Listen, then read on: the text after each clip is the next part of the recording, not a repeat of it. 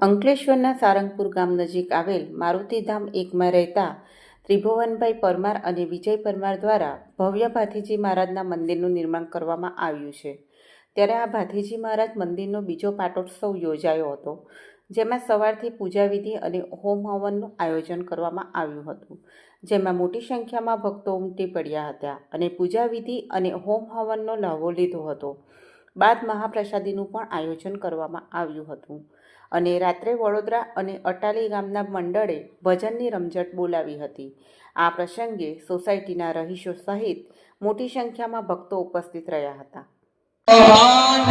મથુરા જઈને બેસી ગયા રે, મથુરા જઈને બેસી ગયા, એ કોણ